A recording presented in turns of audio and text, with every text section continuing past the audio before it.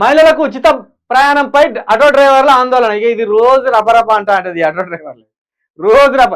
దీన్ని పనిచేయరు ఇప్పటికైనా. మొన్ననే ఇచ్చినాం మీకు సలహా, ఏంటిది? ఉచిత బస్సు ప్రయాణం కింద వర్కింగ్ ఉమెన్స్ ని తీసేయండి. వర్కింగ్ ఉమెన్స్ ని తీసేయండి ఉచిత బస్ ప్రయాణం నుండి.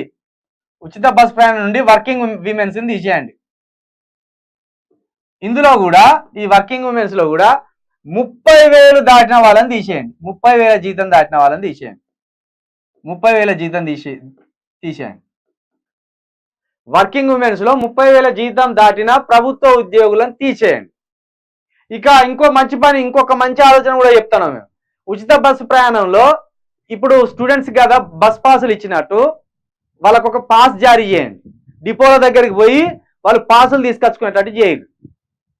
తీసుకొచ్చుకుంటే ఈ గవర్నమెంట్ టీచర్లు వీళ్ళంతా రోజు టికెట్ కొనుక్కొని పోవాలి. ఏం తక్కువ అవుతుంది వీళ్ళకు? మా అంటే నెలకు 3,000 రూపాయలు. 3,000 రూపాయలు పోతుంది. మరి ప్రభుత్వమే ఇస్తుంది కదా ఈ 30,000 జీతం. మరి ప్రభుత్వమే 30,000 జీతం ఇచ్చినప్పుడు మళ్ళీ 3,000 రూపాయలు వీళ్ళకి ఎందుకు రాయితీ ఇవ్వాలి ఉచిత బస్సు ప్రయాణం కింద? ఎందుకు ఇవ్వాలి? దీనికి బదులు ఇంకా తెల్ల రేషన్ కార్డు ఉన్న మొగోళ్లకు ఆడోళ్ళకు అందరికి ఉచిత బస్సు ప్రయాణం అంటే నయం. కూలీలు పోయేటోళ్ళకి ఎక్కడికి వస్తుంది? మా అన్నలు, మా అక్కలు, మా అవ్వలు పాపం 60 సంవత్సరాలు దాటిన వాళ్ళు కూడా ఆ హోటళ్ళల్లో ఈ హోటళ్ళల్లో పని చేయడానికి పోయేటోళ్ళు ఉన్నారు. మధ్య తరగతి ప్రజలు, వాళ్ళకి ఎక్కడికి వస్తుంది కదా. దీనివల్ల కకృతి ప్రభుత్వ ఉద్యోగస్తులు కకృతిగాన్లు మళ్ళా బస్సులను ఎక్కిపోతానులే వాళ్ళు. లేడీసు 60, 70 లక్ష రూపాయలు తీసుకునేటోళ్ళు బస్సులలో ఎక్కిపోతాను. ఈ కూలీనాలు చేసుకునేటోళ్ళకి దొరుకుతలేవు బస్సులు. కాబట్టి ఈ గైడ్ లైన్ ఏమన్నా అంగీకరించి దాన్ని పాస్ చేస్తే బాగుంటుంది.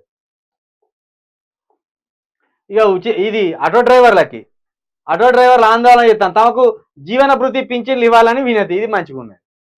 పలు ప్రాంతాల్లో ధర్నా రాస్తారు ఒక ఆటో డ్రైవర్లకు జీవన భృతి ఇవ్వాలట. వీళ్ళు ఆగినలా అబ్బో, వీళ్ళు ఆటో డ్రైవర్ వీళ్ళు ఆగరు, దొరికినప్పుడే పిండుతారు. వీళ్ళు కథ ఉంటుంది. ఎటు వేసి సామాన్యున్నే ఆగం చేసి పడేస్తారు.